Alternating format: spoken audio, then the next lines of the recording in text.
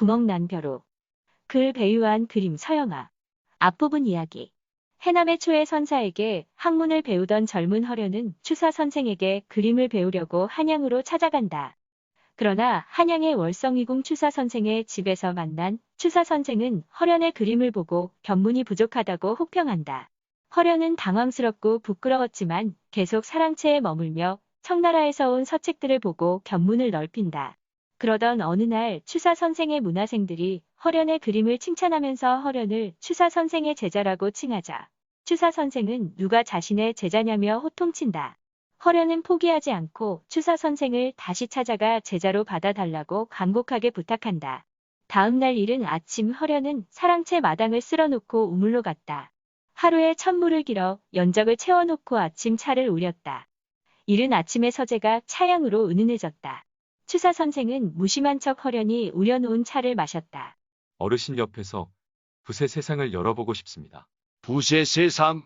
허련은 벌떡 일어나 큰 절을 올렸다. 추사 선생은 미간에 주름을 세우고 허련을 바라보았다. 저는 해남을 떠나올 때 이미 스승을 찾았습니다. 초의 선사의 편지 내용이 어떤 것이었든 이제 상관이 없습니다. 어르신께서 제 그림의 부족함을 일깨워 주셨으니 그것을 채우는 것도 어르신께로부터 배우고 싶습니다. 추사 선생은 못마땅한 표정으로 허련을 쏘아보았다. 애당초 흔쾌한 대답을 기대하지 않은 터였다. 허련은 개의치 않고 고개를 깊이 숙였다. 추사 선생이 심드렁하게 말했다. 그러시게. 자네는 자네의 스승을 찾게. 나는 내 제자를 찾을 터이니. 대단히 아리송한 말이었다. 짧게 흘린 웃음소리도 아리송하긴 마찬가지였다. 제자를 찾겠다는 말이 제자가 될 만한지 두고 보겠다는 뜻인지, 자네는 내가 찾는 제자가 아니라는 뜻인지, 허련은 무슨 뜻인지 묻지 못했다. 답이 두려웠다. 한 잔 더 줄게. 추사 선생이 차를 청했다. 순간 허련은 앞쪽이 답일 가능성이 더 크다고 생각하며 얼른 찻잔을 채웠다. 그렇게 생각하기로 마음먹었다. 추사 선생의 말이 그만 떠나게만 아니면 된 거 아닌가? 허련도 차 한 잔을 따라 마셨다. 향긋한 차가 매끄럽게 목구멍을 타고 흘러내렸다. 꼭 어르신의 제자가 될 것입니다. 중략. 허련은 월성이궁을 떠날 생각은 완전히 접고 아예 추사 선생의 자잘한 시중을 맡아 했다. 새벽에 일어나 마당을 쓸고 서재를 활짝 열어 신선한 공기를 넣었다. 그러면 허련의 새 하루도 시작되었다. 사랑채를 청소하고 추사 선생의 붓을 씻어 말리고 먹을 갈았다. 얼마 안 가서 하인이 아예 허련에게 일을 미루어 버렸다. 추사 선생도 언제부턴가 허련이 월성이궁에 머무는 걸 당연하게 여겼다. 추사 선생의 독서량과 연습량은 실로 엄청났다. 부지런하고 열성적인 것으로는 누구에게 뒤져본 적이 없던 허련이지만 잠깐의 시간도 허투루 쓰지 않는 추사 선생의 근면함에는 혀를 내둘렀다. 추사 선생은 획 하나, 글자 하나를 수십 번, 수백 번 연습하는 연습벌레였다. 누구나 알아주는 대가가 되고 서도 끊임없이 문명필들의 서체를 감상하고 연구하며 자기만의 서체를 만들어 나갔다.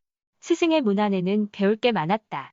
허련은 우러르는 마음이 절로 생겼다. 추사 선생은 무심한 듯이 책이나 화첩을 허련에게 건네주기도 했다. 허련은 그것을 황송하게 받아 꼼꼼히 읽고 살폈다.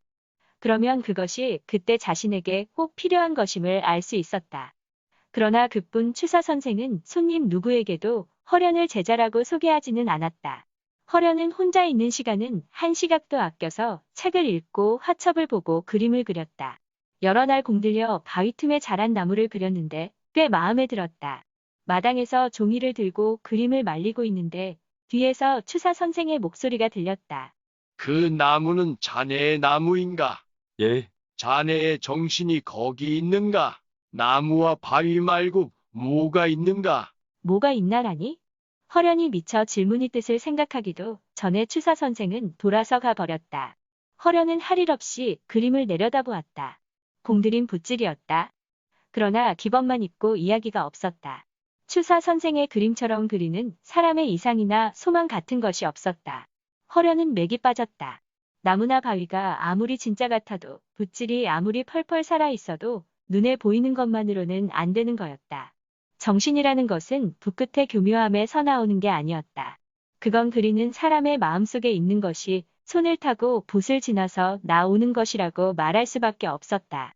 며칠 동안 허련은 절망감으로 괴로웠다. 내 내면을 깊고 그윽한 무엇으로 채우지 않고서는 제대로 된 그림을 그릴 수 없겠구나. 허련은 그림보다 책을 더 많이 읽었다. 그리는 시간보다 생각하는 시간이 더 많아졌다. 나는 나무에 어떤 의식을 넣어 내 나무로 그릴 것인가? 어떻게 내 바위를 그릴 것인가? 이 모라는 내 모란인가? 아닌가? 나는 어떤 마음으로 새가 되어 날고 있는가? 허련은 자신에게 더 많은 것을 물었다. 사물을 보고 앉아서 깊이 생각하다 보면 사물과 마음이 통하는 듯했다. 그림은 사물과 자신과의 소통이 우선되어야 하는 것이었다. 월성이궁에서 종이를 먹으로 채우면서 계절이 휙휙 지나갔다. 먹을 가는 시간은 마음을 닦는 시간이기도 했다. 먹물이 까맣게 벼루를 채우는 동안 마음은 차분히 가라앉고 내면 깊은 곳에서 그림에 대한 열정만 오롯이 솟아올랐다. 학문이 날로 깊어졌고 그림 보는 안목도 높아졌다. 허련은 기쁨과 뿌듯함에 종일 쉬지 않아도 힘든 줄 몰랐다. 마음먹은 대로 안 되어 괴로울 때가 더 많았지만 그 괴로움조차도 기꺼웠다. 자신의 그림을 볼 줄 아는 안목이 없어 괴로워할 줄도 몰랐던 시절을 생각하면 지금의 괴로움은 오히려 이제 눈이 띄었음을 보여주는 증거였다. 아주 가끔이지만 추사 선생이 허련의 그림을 보고 고개를 끄덕이기도 했고 비판을 하기도 했다. 호된 악평을 들어도 허련은 행복하고 황홀했다. 어느 날 추사 선생이 물었다. 자네는 종묘라는 사람을 아는가? 예, 해서체의 대가로 알고 있습니다. 그는 잠을 잘 때도 이불에다 손가락으로 글씨를 써대서 이불이 너덜너덜해졌다고 하더군. 예, 그만큼 연습을 해야 대가가 되는군요. 뭐든 미친 듯이 하지 않고서는 큰 성취를 얻을 수 없네. 허련은 깊이 알아듣고 고개를 숙였다. 붓을 1000개쯤은 뭉뚝하게 만들어 봐야 그림이 뭔가를 알게 될 걸세. 추사 선생이 흘리듯 말하고는 돌아서 갔다. 허련은 몽당붓을 들고 물끄러미 보았다. 이제 겨우 한 걸음을 더 뗀 것 같았다.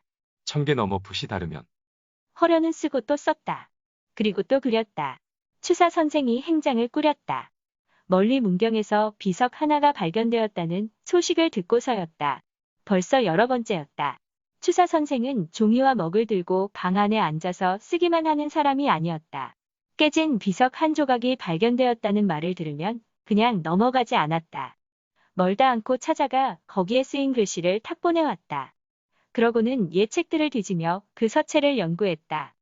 젊은 날에도 부친의 부임지에 다니러 가서는 그 지방의 산을 헤매며 비석들을 탐색했다고 들었다. 비석에는 수백 년 전에 다양한 서체가 쓰여 있기 때문이었다. 서둘러 떠나는 추사 선생의 발걸음이 청년의 걸음보다 힘차고 가벼웠다. 기대감으로 환하게 빛나는 얼굴 표정 또한 청년 이상이었다. 이번엔 또 어떤 걸 찾아오실까?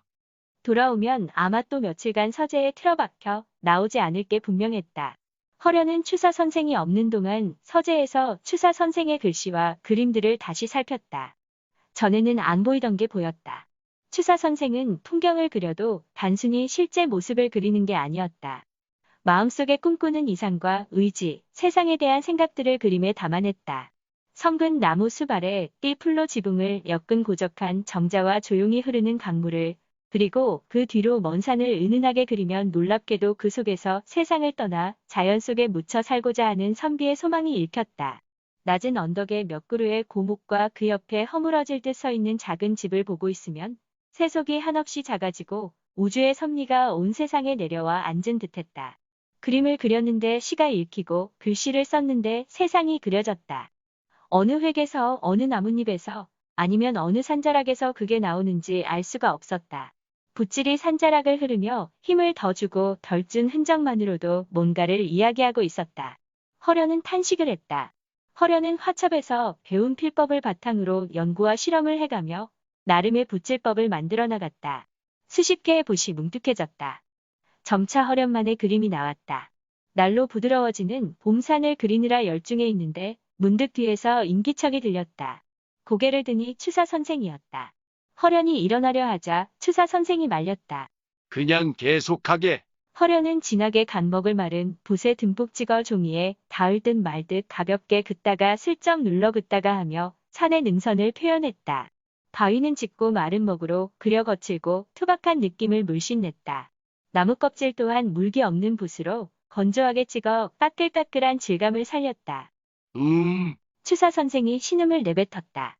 허련히 돌아보니 추사 선생이 체면도 있고 옆에 쪼그리고 앉아 그림을 뚫어지게 보고 있었다.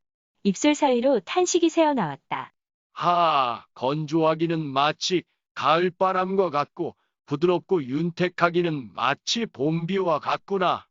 줄기는 힘이 있고 잎은 생명력이 넘쳐. 허련은 추사 선생의 칭찬에 으쓱했다.